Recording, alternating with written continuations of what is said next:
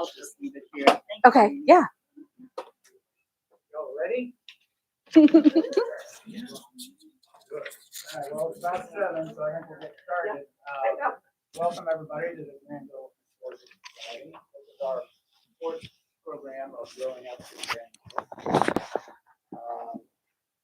Before we get too much further, the Historical Society does have a new director. Bailey, is back here. She's not only new, she's the only one we've ever had. See how this all shakes out. She's interested in watching what happens. Who are you? I am Greg Dixon. I am program co-chair. This is how it's kind of going to work tonight, and what we've always done. Your cameraman is telling you to use the mic. Do I just hold this? Yes. Just hold it because we'll pass it later. Good.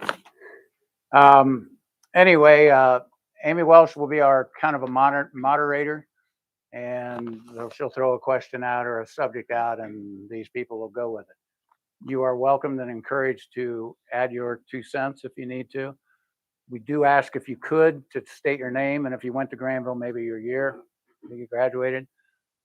That's not to, it's not really to make you liable for anything that you might say. It's more for Chuck's benefit when he rewrites the article, which by the way, I'm going to tell a little snippet of each of the 3 ones we've had before.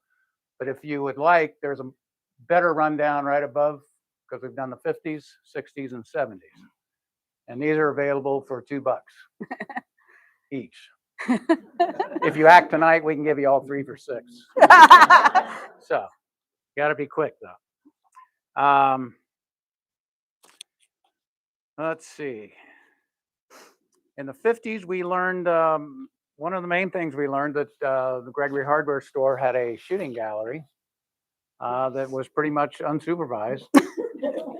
Didn't need parental consent. You just walked in, there was loaded guns around. So that was a little bit of a shock to me. That was in the 50s. In the 60s, we had talked about movies at the Opera House, bowling above what is now the Lot restaurant down on North Prospect, and talked a lot about Spring Valley. I think all of them will probably talk about Spring Valley. 70s, the bowling alley became a coffee house teen center, which I never went to. Apparently had kids at that time. With the Granville Pizza below, which still gets my vote as the best pizza ever in Granville. So, and they also remembered the family charge accounts uptown, where as a parent you would get this bill for like 25 cents for a Coke or a vanilla Coke or a candy bar, and all those things would be itemized on your little bill. No credit cards. You just your family had an account. So I guess the one common thread is that so far everybody agrees that Granville's a pretty nice place to grow up. And I guess we'll find out if these kids agree. We'll turn it over to Amy for the introductions, and then we'll let it go. See what happens. Okay. I'm Amy Welsh. So I'm the granddaughter, for those of you who are a little older, of Carl Welsh, who had Welsh's Grocery, which was one of the places you could buy the penny candy and keep a tab. And a couple of years ago, my aunt, I didn't know, had the book. And but it was the old book. Like none of you were probably in it.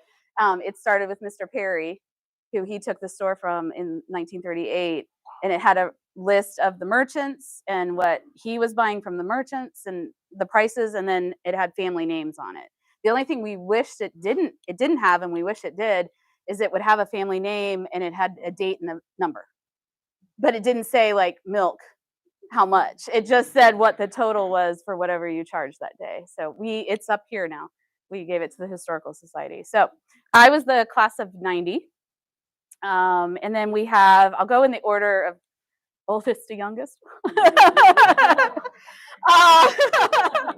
We have Ben Barton, the class of 82. We have Kristen Van Meter McGonigal, the class of 86.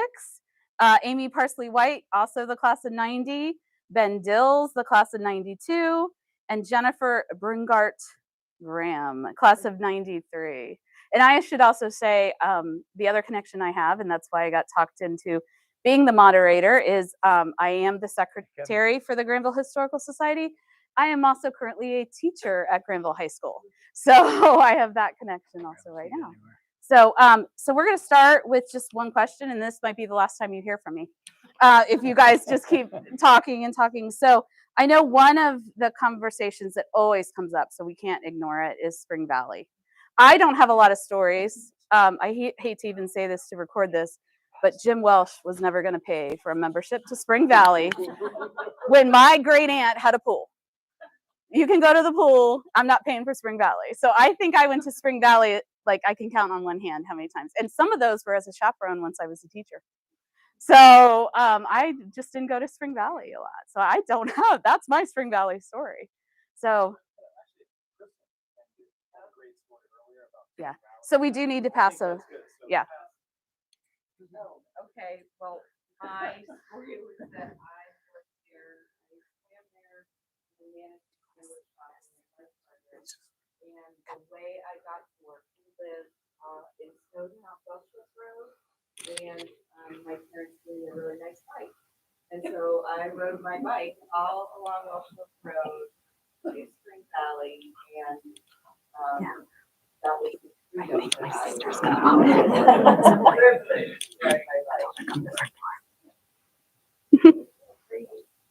even with kids out in the sticks had, things we were allowed to do. Anyone else? Uh-oh. Yeah. Yeah, I mean, as most of you know, Spring Valley obviously was a magical place. That one's dead. Perfect.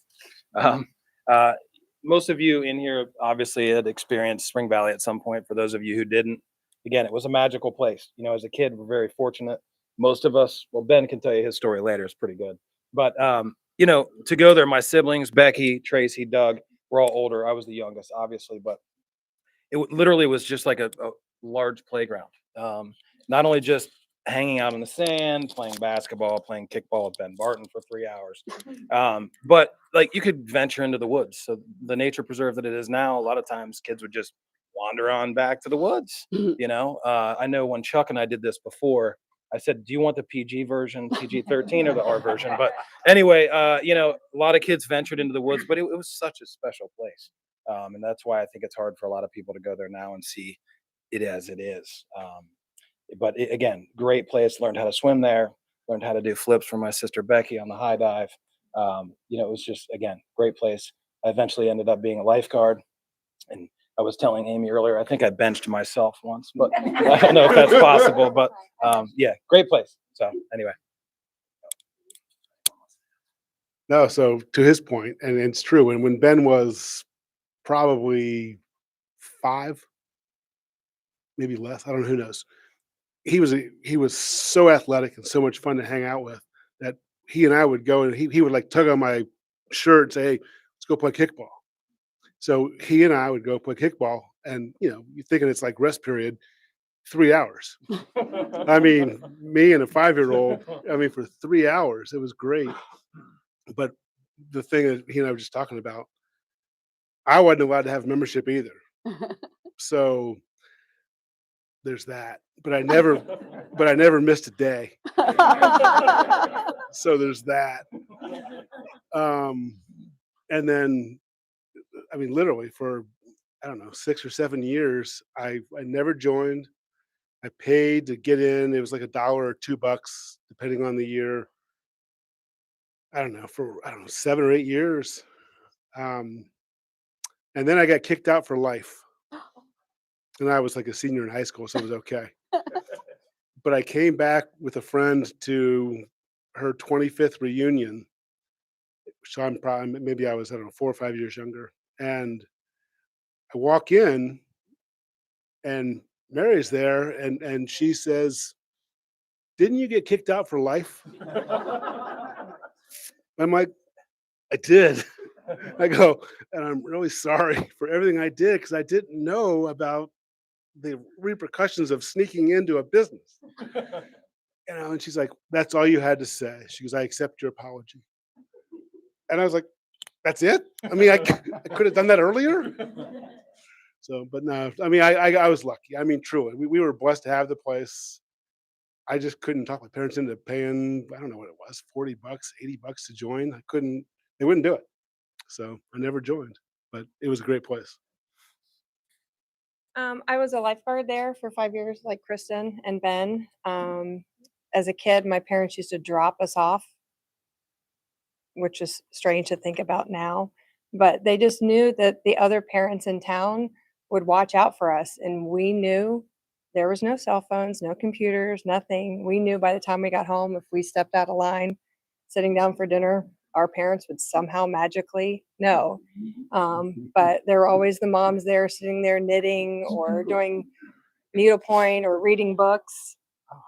It was like the who's who of, it was like the, Yeah, the there's a- Mount Rushmore of tanning. Yes, yes, there was. And Mrs. Allman. I mean, Yes. seriously.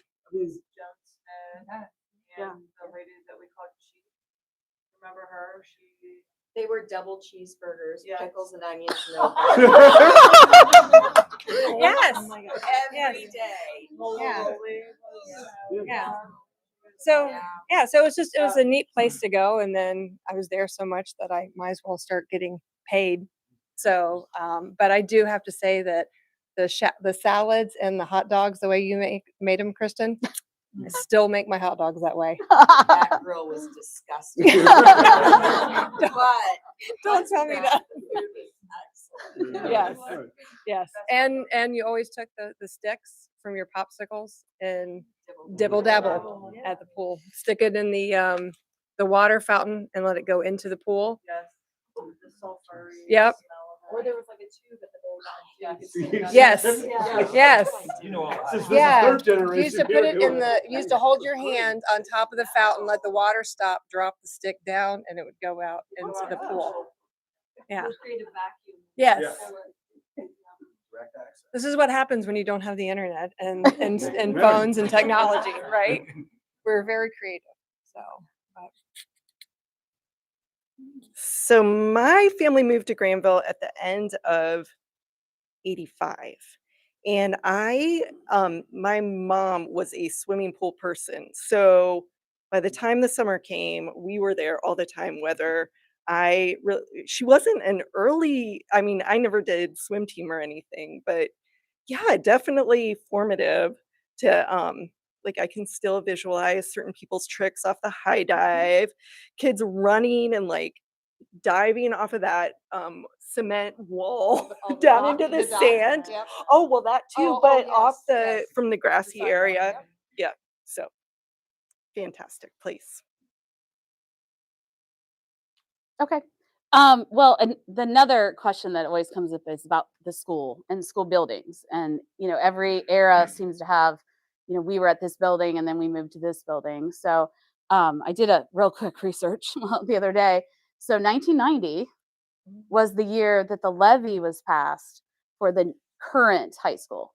So I guess we could start with Ben, but because we all know the middle school we went to was falling apart eventually. But like, do you remember 82, the 82, 80 Oh, yeah, early, no, it's- like what was the middle school like? What was that high school like at that time? And then as we go down the line, like the Yeah, changes that happened. Yeah, so I came here in fourth grade. So I had 1 year in the still elementary school, and then we did year or fifth grade at Union, Okay. and then we did 6, 7, 8 at what is now the torn down middle school in Granger. And I didn't know it was in bad shape. I didn't know bad shape from good shape. I didn't care. It was just where you went to school. I knew the steps were hard when you fell down them, assisted by somebody's help. But it was a great school. I mean, and I don't know. I mean, I'm not sure. So mean, maybe it was every- after your, Everyone ahead of me went to the same place, so that's all you knew, really. Um, but it was a great place. I mean, the lunchroom was the lobby. Mhm. That was weird. And then, and of course, lunches back then were horrid, right? If you got to pack your lunch, you would end up with this. This is back when microwaves were just out, so they would microwave your hamburger. It'd come out about it's like it was so hot you couldn't touch it. Put it that way. But we all had Mrs. Loomis. I mean, which goes back decades, certainly. But I mean, actually, Jennifer, my wife, has the story when it got torn down and going through it with her dad because that was his high school. Mhm. And to be able to rummage through the school before it was torn down was something special. So maybe she can chime in. But for me, it was just our middle school. I mean, we didn't know any different. Well, maybe it was Ben and Jennifer. Were you guys in the middle school when you couldn't use the theater anymore because of the ceiling? I think was it it was later? towards the end. Was it the like the light booth or whatever that hung out? The sound booth. Yeah, you Yeah. couldn't go under there anymore. So Yeah. Yep. And it was asbestos too. oh yeah. Yeah. Yep. Okay. Yep. So I'm just curious because I wasn't 100% sure. Kristen, did you go to Union? I did. But Amy, And I was just sitting here thinking about the only memory I have of Union. Scott Googans. You guys know, yeah. He in the middle of town mooned the volleyball bus as we were driving by. And so his punishment was that he had to wash all the walls of Union School inside, and they were dirty. mhm, But yeah, I can't even remember why we were at Union. Well, space. start off as for space. Yeah. What about the And- chicken pox? I thought it No, also it had was the energy something. crisis in the late '70s. Dumbest thing of all time. But Union was had a coal burning furnace. Hence the nasty windows and everything else. I mean, And walls. yeah, it was just cold. I mean, what are you gonna do? But by The class of '88 was the last. I was gonna say, because by my Yeah, class- my class did not- Yeah. we did not Fifth get grade, that. then 89 Yeah. didn't get go. So, But it was really fun because Yeah, you were it the was- only class just had out to. there. You had the whole building Well, to Yeah. yourself. and I was so disappointed because at Christmas Kristen, time, can you pass it to everybody Amy? Everybody used to get sleds, the little plastic wrap sleds, and they used to put them in their backpack. And I was so excited. I was like, oh, my turn's coming. I'm watching 3 siblings all get to do this. And then they stopped sending because at lunchtime, you could go out and sled on the little Union Hill. See, I And if you didn't. So- didn't have a sled, Vicky James would get a great big garbage bag, and you could use the garbage bag and get it and slide down there. I love He him, would come out seriously. That's a Yeah. conversation. In itself. That's a separate conversation. So, yeah. That's He's that. such a great guy. He Such a was great guy. really. Yeah. He would he'd come out and watch while everybody was going down the hill, and if the bag ripped, he'd be like, I'll be right back. He'd run in, grab another one, and come out. Yeah. It was really fun. Yeah. So middle school for me was you made me think, Ben, when you were talking the lunchroom. I lived on College Street. I grew up on College Street. So we got to lay in bed and listen for the bell and then sprint across the street, hopefully not getting hit by one of the buses. But I used to come home for lunch sometimes. I would get to come home. I actually did an experiment for some class. I did a speech, ran home, cooked it, ran back and finished it in the conversation. But so I enjoyed it. It was a little old, but I kind of thought that made it kind of special. And for the new high school, you were talking about that. I don't know if you remember, our senior year, we got surveyed Mhm. about what the new current high school should look like. I'm not really sure why they asked us since we were on our way out. They should have asked the kindergartners because I know we would like a fireplace and we would like marble counters, and lo and behold, there is a fireplace. So Yeah. in the library. But it's a fake. It's a Yeah, but fake. still. I mean, you listen to a bunch of 18-year-olds on their way out. So but yeah, so but I enjoyed the middle school. It was a neat building. So Who went to Union School? Like what grade was there? Fifth, just fifth only. Yeah. So you were the only group Yeah. out So class of Okay. '88 was the last class Oh, to go out. wow, okay. It was a big deal to be on the bus and drive past the house of the 22 caliber. Yes. And every time. Everybody duck now. Yeah. So now if we skip to what's now the current middle school, but it was the high school, I don't remember what year it was, but I was there, and Mark Smith, Mr. Smith's, the ceiling in his classroom fell. On me, Yeah. on Amy. Yeah.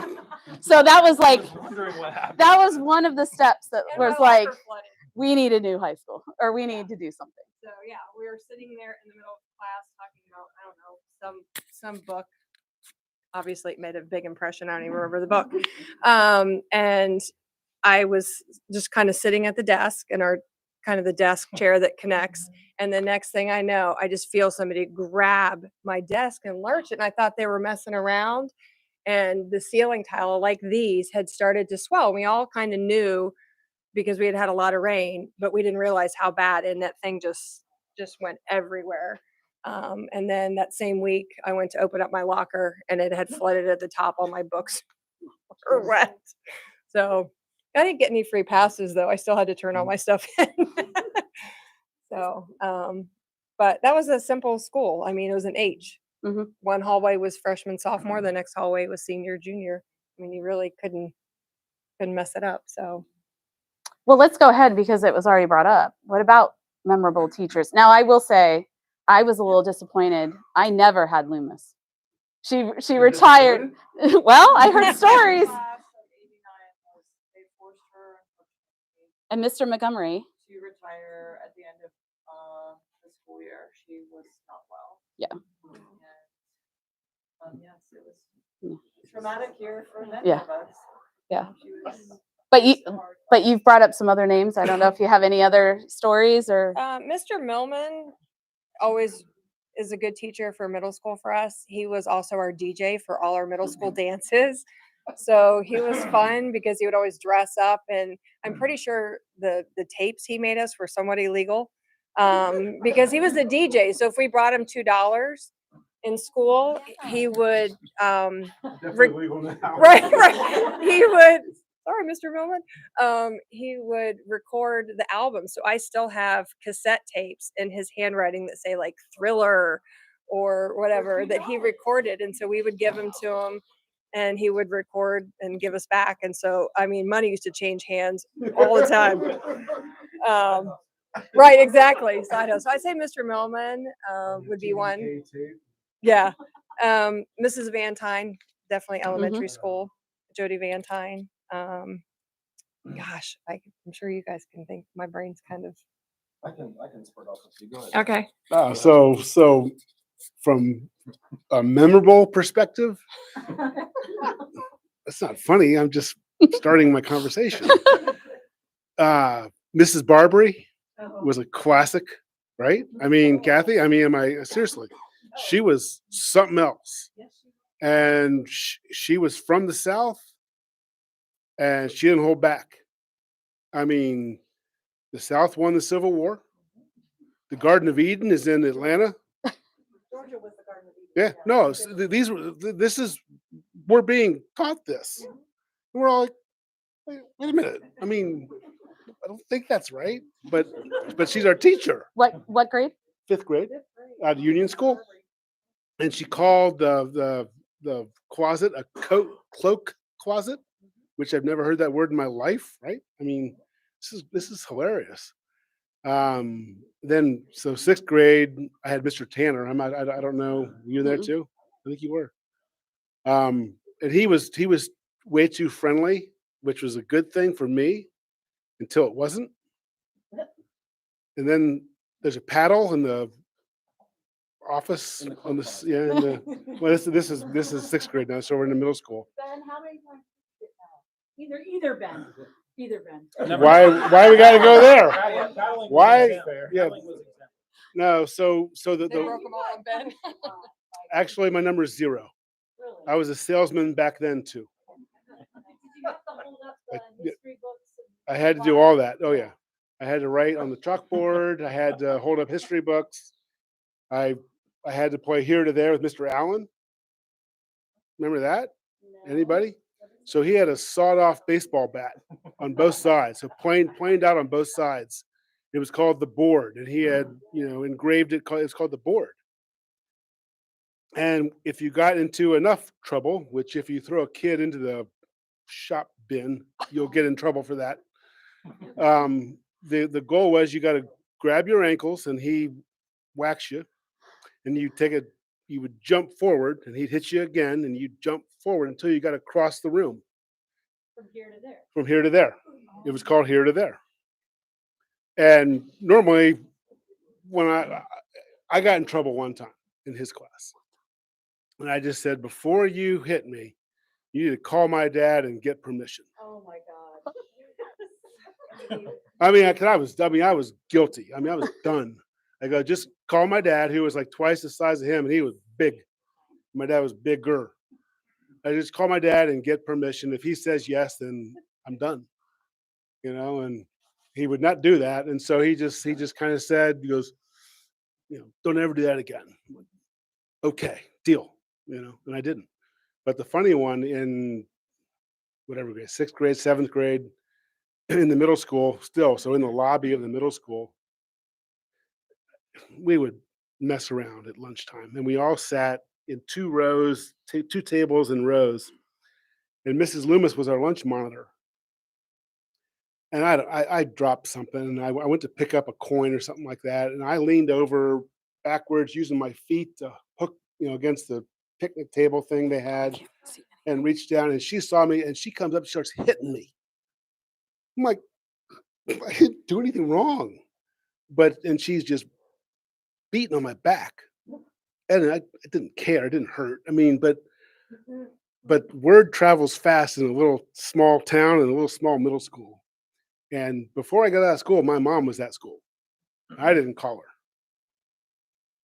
And you did not want to cross my mother at all. And Mrs. Loomis had no recollection of doing it. She had literally not. She goes, I have no idea I did that. Like, and I'm in tears. I'm like 13 years old, and I'm crying. I'm like, can we just leave? I mean, she doesn't remember. I don't care, and you're mad.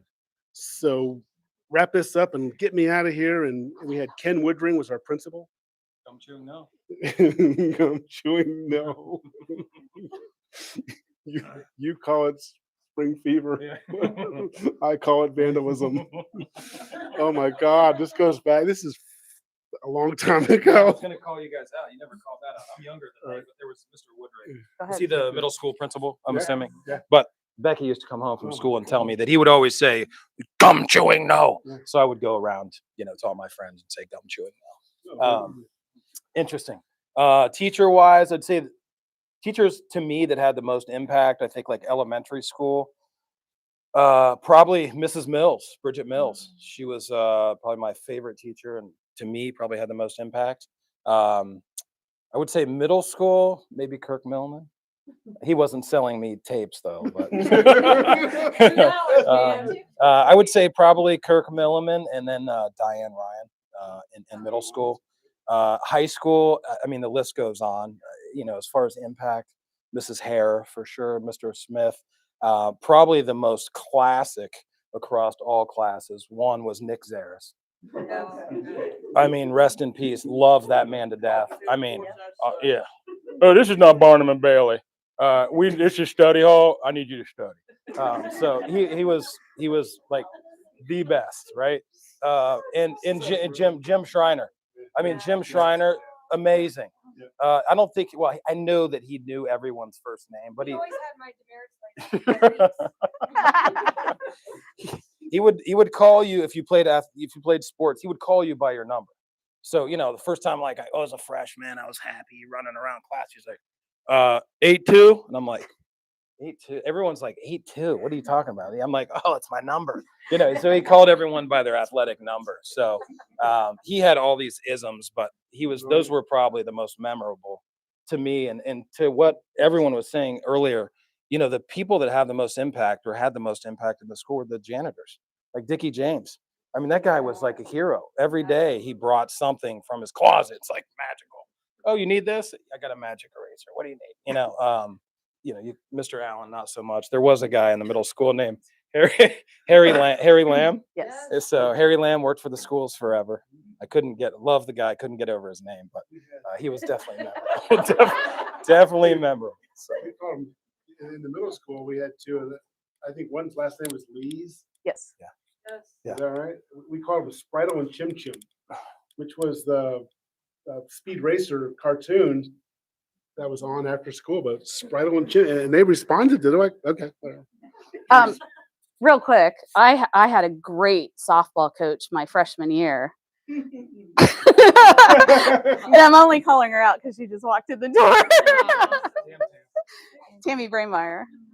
I moved here when you guys were, I moved here in like 85 or whatever, and was able to coach. And I coached Beth. I coached Beth in tennis. It's just a pleasure to watch this right now. So I'm taking it off of me. No. Normally I love this, but. Anyone else or? So Jody Vantine was 4th grade for me, teacher. She was the sweetest lady. She really was. The memory I have of her, just always, oh my gosh, she loved the Peanuts characters. Her room was always decorated with Peanuts. She had a big Woodstock and Snoopy that used to sit on her desk. And she just always knew how to connect with kids. And if you had her, oh my gosh, you were so lucky. There's just some people that have a gift. Don't. And she was definitely one of them. She was good. And then make you laugh, Sharon Stone. Senior year, we had her for English, and she was my Sunday school teacher sometimes. And I'll never forget, I think it was freshman year, maybe, or sophomore year. And it's when the teachers used to do skits for homecoming. And all of a sudden, the skit, they start coming out, the teachers. And then there's this woman that I can't see, fully dressed in a leather black cat with a whip, and just takes this whip and whips it. And somebody said, "That's Mrs. Stone." And I just remember thinking, that's my Sunday school teacher. And that was the teacher skit that they did. But and I loved Mr. Mason at the elementary school. Back, my oldest is named Mason. I loved Mr. Mason. Again, a gift to work. Just had a connection with people. He was a great guy. Teachers? It's okay. No. I'm good too. Something that I think we probably want to hit on, just because no other era can talk about it, but was the space shuttle. And, a lot of us, maybe not Ben, were at school when it happened, when the Challenger blew up. I was watching it. Go ahead. I think I might have been in Mr. Hill's class. I was a senior, and he turned it on for us to watch this really important piece of history, and it exploded. And I just remember he walked over and very quietly turned it off, and then we just had a discussion, and it was pretty quiet the rest of that period. But yeah, I'll never forget that. I was in middle school. I was going to say, we were 8th grade. Yeah, we were in middle school. And I remember walking by the principal's office, not that I was in it. I was grabbing our lunch because we were allowed to get our lunch and go to our classroom to watch it. And it just happened to be that I heard, just in the hallway, walking by myself, all gasps and people like just saying things. And of course I couldn't get up the stairs fast enough. And so I missed all of it. But I just remember coming back and TV was off and everybody was very quiet. So Well, Mrs. Plate was.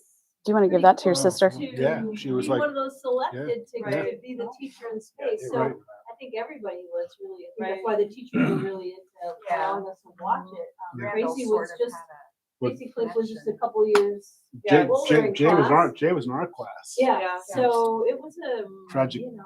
We had a girls basketball game that night. And I remember holding it together most of the day, but then when they started the national anthem before the game, it was like, Okay, and then to piggyback on, this is the ages here, the spread, the Opera House fire.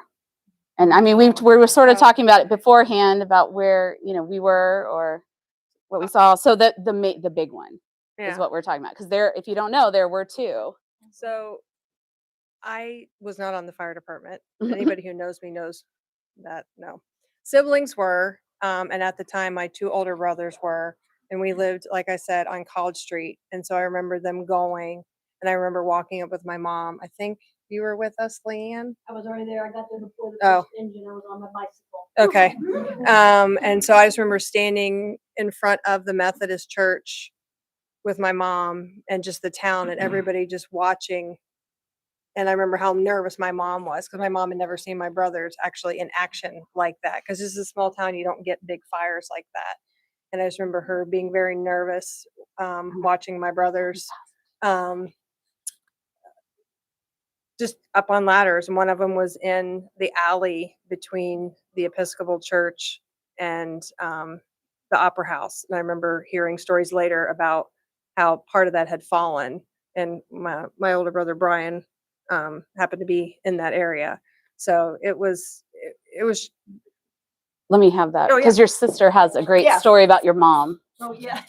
So, yes, so Yeah, there's pictures. the tones went off. My brothers headed up College Street. I jumped on my bike and came up Broadway and got there as they were coming in. And the whole town was standing there. I don't think there was a dry eye in town. And that's when I noticed my mom and Amy. And my mom happened to be looking at the person that was on the end of the ladder truck that's parked out front. You see a lot of the pictures, the book that's behind Ben's head there. That's our oldest brother, Bob, on the end of that ladder.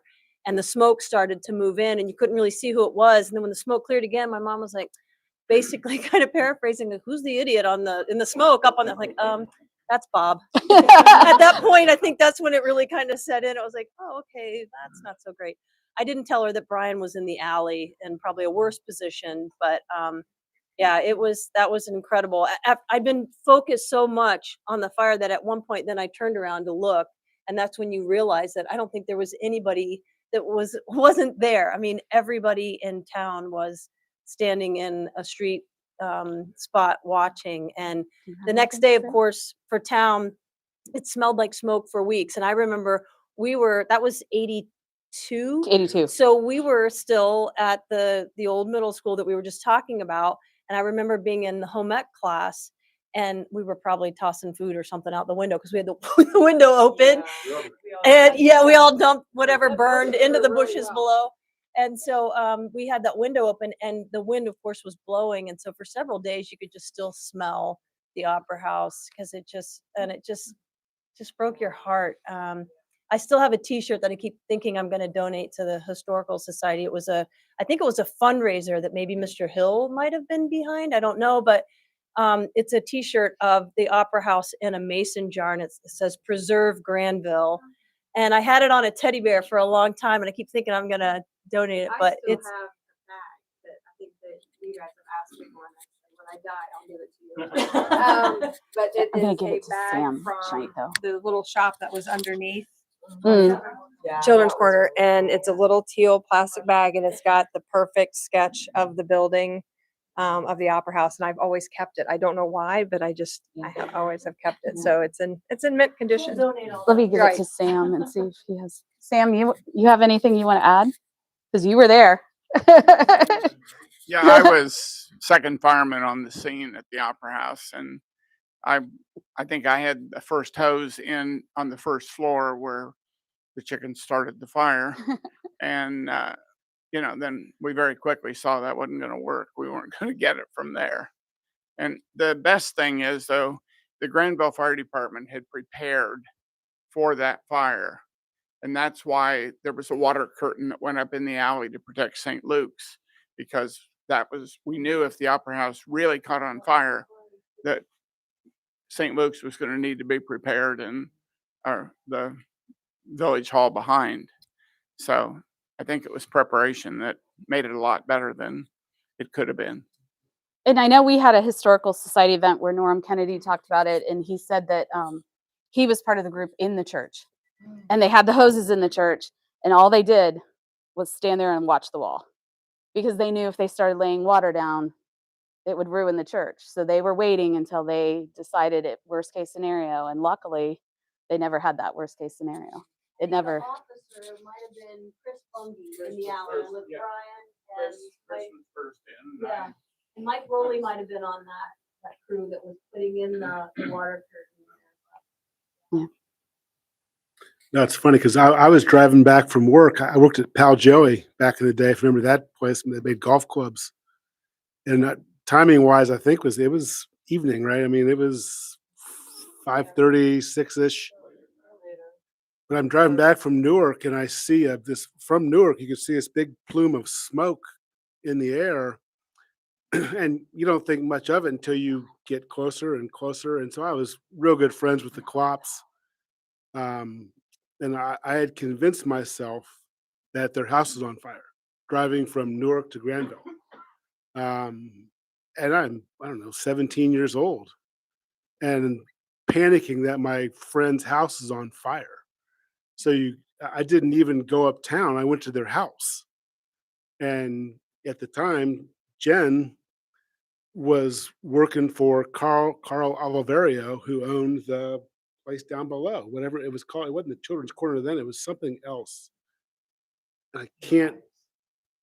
St. Ives, is that what it was back then? All right, so St. Ives, and she was already uptown because of the fire. So I got to their house. They tell me fire, so I leave my car there and we walk uptown. And to your point, sat there and watched, and that's all you could do. And it was unbelievable this little town to lose that monument. It was unbelievable. Okay, let's do more positive now. Hangouts besides the Spring Valley, of course it might change from 82 to 93, but go Ben, go. It's been a long time. Yeah. I gotta look at my notes. We used to go to Elms after middle school dances, and before basketball games, we used to go to Aladdin's and load up on French fries and chocolate shakes, because that's always a good team. And Harold's. Yes. We used to go to Harold's. Yeah. We'll get Joanne after. Yeah. I'm just gonna stick with the PG version. All right, I'll go PG-17. So, do you recall being allowed to be emancipated in high school, where your parents would sign a waiver and said, "You're 18, you can live on your own"? Give that some thought for a high schooler. So we had two. We had John Averill and Bill Haskell. Bill Haskell lived in the apartments across from the old middle school. That was our hangout. Oh. Enough said. It was bad. I mean, in a good way, in a funny way. I mean, but we had double lunch, right? So this is funny. So no, so we were in journalism, grab the mic, Jen? and we sold ads for journalism, for the yearbook and for the paper and everything else. So we would have Do I grab the mic? study hall, journalism, double lunch, study hall. So we had 5 periods where we would check out of school and go sell ads, and we'd sell 1 or 4 ads maybe. And we'd fund the yearbook and we'd fund the newspaper. And then for the other 4 hours, just hang out. We go to Love's Pond. There's another hangout, which is in Maplewood. Whatever. Love's Pond was where Metzger's lived and Zazworski's and whatever now. But the pond in Maplewood, and we would hang out there all day long. But Haskell's apartment was our class hangout, and Is that the house that the Denison students used to sunbathe on? I have no idea. No, it's the apartments right next to it, but you're talking about the Yellow house. the yellow house on the corner. Yeah. And Mr. Fenneker's class, the boys, they would lay out. Pass it to Kristen. Mr. Rector used to own that. Oh yeah. He's talking about those little apartments. I know now where JD lives. Yeah. Yes. Yeah. Okay. Yeah. The house next to it's when Denison students could live off campus. And so they rented it. And during science class and Mr. Feniger's class, I remember that the boys were always somewhat preoccupied with looking out the window instead of paying attention to the, science lesson we were learning. So Any class facing west. yeah, that house was, yeah. Yeah. My sister-in-law lived in that house. Did Mr. Finnegar do like the fake brick joke on you guys? No. Here, let's let her. No, what's that one? Well, here you I go. remember King Cat can, Delta Papa. No, yes. Yeah, Delta Papa. No, Mr. Finnegar would have this fake brick, and like probably the first week of school or something, he would walk over to someone and be like, "Oh," and pretend to drop it, but it was really just like sponge. Yeah. While we're Mhm. She used to throw erasers. and those were real. Oh, yeah. That was Yeah. joke. We're talking about hangouts. Is that what we're Sure, still on sure, hangouts? sure, I sure. always tried to hit Mark Barno, and he would duck, and I was sitting behind him, and I'd always get hit. Bad positioning. Right, exactly. Sign seating that year. I think for me, hangouts, as most in Granville, when Taylor's Drugs were there, Taylor's Drugs, the little steel bars that are now still in front of Village Coffee. I can't tell you how many buttocks have sat on that over the years. That was one hangout. I know I had a good friend of mine, George Kaufman, who his mother used to tell him when he would come spend the night at our house, if I see you hanging out in front of Taylor's, you're in trouble. We weren't doing anything other than hanging out. I think in high school hangout, there was a place off of Lafayette Road. We called it the Bat Cave. A lot of high schoolers would go out there and drink water. So Bat Cave was kind of a high school hangout. When it was interesting, I was telling my sister Becky a couple days ago, we were fortunate. There was a small group of us, and I was talking to John Lucier earlier. Myself, David Offs, and a few other people, and John Bean.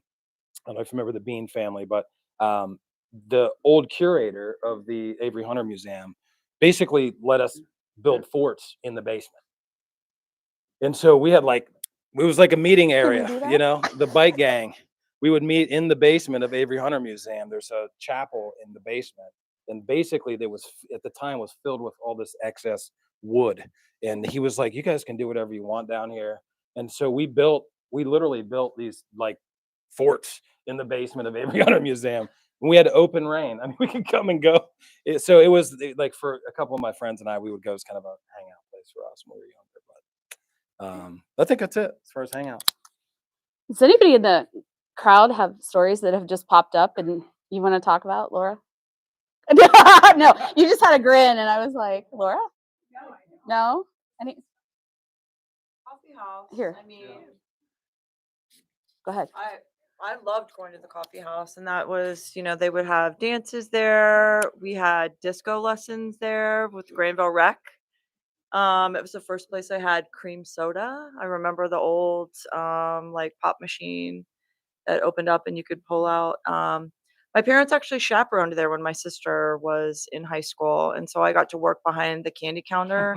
And when you walked straight up the steps, there was this beautiful long glass candy case, and all the candy was behind that. And then they would show movies, and they were like Abbott and Costello, Laurel and Hardy, King Kong, and we all loved them. I mean, sitting there watching the movies, but there was foosball, and it just became a very popular thing for our generation. I know early 80s middle school, that was definitely the place to go.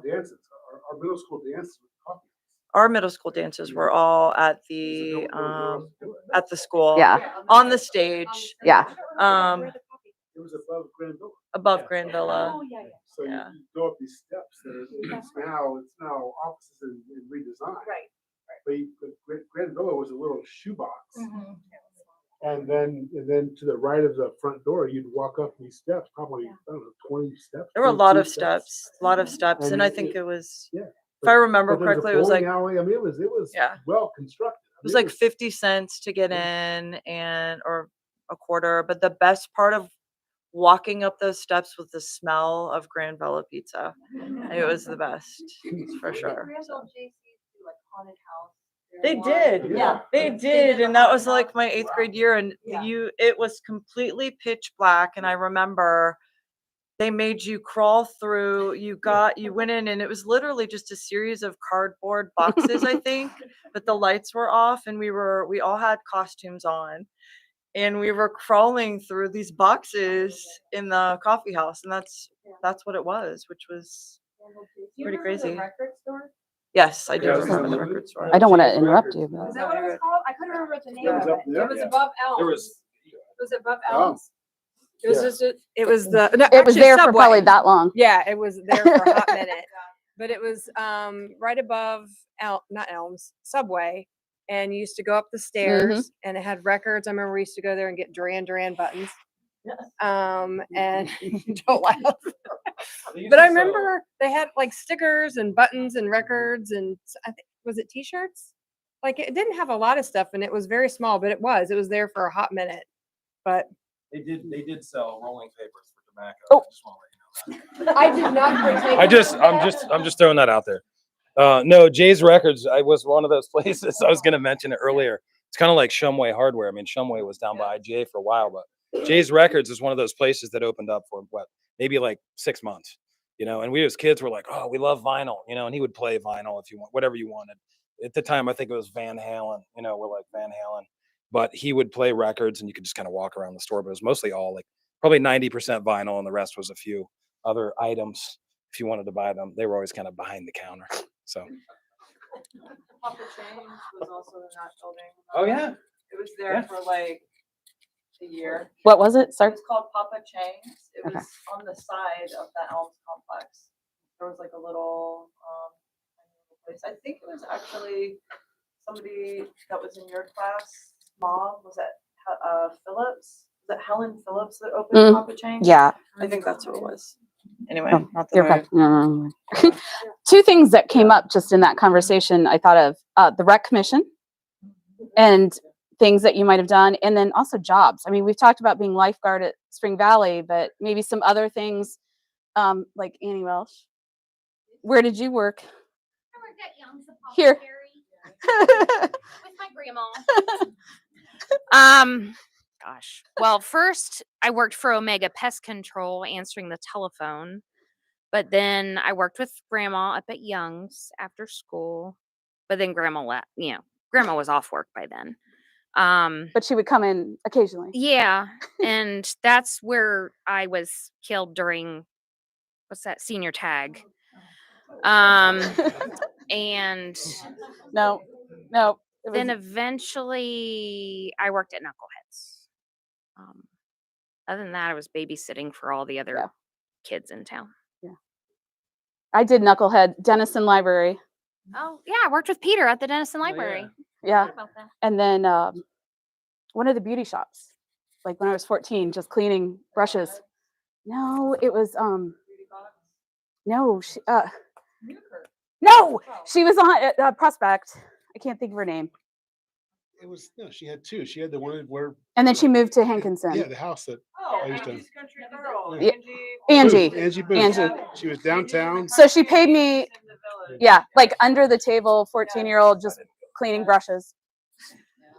So my job when I moved to Granville, I delivered papers in Maplewood. So I had 17 customers, which is no big deal, right? But it's Maplewood, big, huge hill. But that was my thing. The funny thing was, and I need to mention her name. My papers were dropped off in your old house on Granger Street, right? So the house next door to the school, where my papers were dropped off. The school wouldn't let me get them. So I wasn't allowed to pick my papers up 6 feet away from where the buses come out. Mm-hmm. And Mrs. Milford, God rest her soul, she was like, that makes no sense. She goes, go get your papers. I'll cover for you. Every day. I mean, Really? every single day. I think Kristen That has woman one took either. care of me. But my paper route I had, I don't know, for 5 or 6 years. But because of her, I was allowed to actually get my papers that were literally from me to that chair from the, but the school wouldn't let me do it. But she said, just go, I got you. I think Kristen has. So I was lucky enough to work with a man I think was a legend in Granville, Ron Engel, Mm. at Harold's.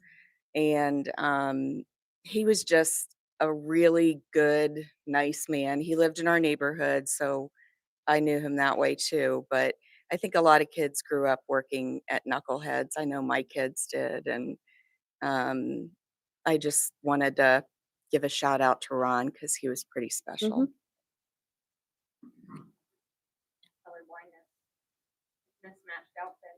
Yeah. I know I threw rec commission in. Did anybody have anything? The thing I miss about the rec commission is one, all the things were played local. There's no travel. But I love, do you remember you would have a shirt, you was two, they were sewn together, so hot. And so it was like a blue shirt and then a white shirt. And so you'd show up and they'd be like, you're the blue team. So you'd run in the bathroom. Well, the guys didn't have to. We'd run in the bathroom, turn the shirt inside out, and then throw it on. But playing basketball with two t-shirts on, that was hot. So, and it ended at 6th grade. Now it goes beyond 6th grade. Back then it stopped, at least for us, I feel like at 6th grade. Because school sports started, but you have some. No, I'm good. Does anybody remember when the Granville JCs? Yes. And they had the family fling at the high school, and it was called Family Fling. And I remember we would go, and our high school had, each classroom had like something set up. So there were games and there was food like sloppy joes. It was kind of like Oxford-y type food. Another thing that I was going to bring that up too. But yeah, and I don't know what happened to the JCs. I think they just kind of probably dissolved, but that they did a lot in the community, and that family fling was a big deal and a big fundraiser for the community, but that was I don't fun. remember it. We're getting close to 8. I'm not gonna cancel, stop this, but that's what I was just gonna ask if anybody had any I other. was just going to say, I was a parent and we lived in West Maple Street for a couple of years. Can you say your name? I'm Oh, sorry. Carol Apaki. We weren't doing that. I realized. Sorry. But I remember kindergartners, first graders, second graders all walked. The streets were filled with kids. And they'd stop at Buck Sargent's after school and he'd get them some cheese. And there was a couple, I can't think of their names, that would pass out cookies. And the streets, instead of school buses, everybody in the village walked. Mhm. It was marvelous. And our kids would, come home with full of adventures and not on the hot bus. It was, I'd love to think of kids walking that live in the village again. Yeah. Instead of all the school buses. Anybody else have something? About fundraisers. Do you remember like donkey basketball? Yeah. Yeah. Donkey basketball. And the JCs, they had the haunted house and some of that. Also, didn't we have like always a talent night? Wasn't there like a big talent show? Still have their program. Yeah.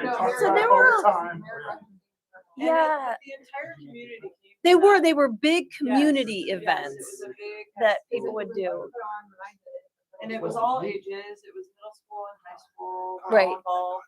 So when you said and family fling, I started thinking of all those basketball games with the donkeys on the basketball floor and the high school and yeah.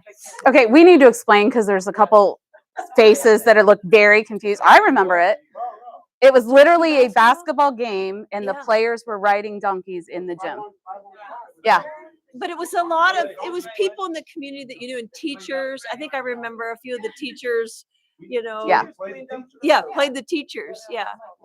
Because it was a fundraiser. Yeah. Your 5 or 6 or 8 guys, the teachers would have Yeah. Here. 5 or 6 guys, Yeah. and you were on donkeys, literally trying to go up and down the court, which is impossible on a donkey. Right. Yeah. And the teachers, see, we were all younger, but the teachers pre-gamed. There was a little tailgate party ahead of the donkey basketball game for the teachers. Was it also part of the fire department though? Because I feel like Oh, there was a reason for us to go. Okay, maybe we just went. I thought schools. Well, maybe that's why we quit. People would rent Right. And the floors, I'm sure the donkey school. farms, and they would rent their donkeys out for donkey basketball. Yeah. I don't know what happened after that. I'll go ahead. But that night it was hilarious. Yeah, it was. Yeah. Yeah, maybe it was. Any other stories? I mean, we could go on forever probably tonight, but Greg, do you want to close out? Here. Talk about music for a second. Music? Music, go right ahead. Big deal. No, so it's because one of our prompts was music in the 80s. So the late 70s and early 80s, I was which just was running out of time. my They told heyday, me to go tell you. was probably the greatest era of music of all time. Only because we had no, but hear me out for a second. We had the 60s and 70s to our, running into it, which we all listened to. And then the 80s was the beginning of kind of like the alternative mix stuff, And Jennifer and I talk about this all the time, that about 84, 85, 86, music changed, just completely changed. But for this town, what I wanted to say was having WDUB spinning records up on the hill was unbelievable. And we got to know those guys. And a few like Gallagher and Sharp and those guys, they'd go up there and DJ. I mean, we're in high school and we're hanging out with these students who are running WDUB, playing all this great music. And so that all filtered downhill. And literally, that was our music. And we had, I don't know, I mean, maybe I'm biased, but it was great music at the time. And to this day, that's what we listen to. I mean, kind of funny. So, whatever. Pass it to Greg, actually. So if you think you're done, we'll go with that. We could go longer. Thank everybody for coming. Thank our panel, our esteemed panel. One thing I did learn is Ben Barton had a violent childhood. Okay. We'll get into that later. But thank everybody for showing up and appreciate it. And we're actually going to do the 90s. That was a gasp. I don't know. Did we mark a month for that? March, probably. Probably March next year. So get your stories ready.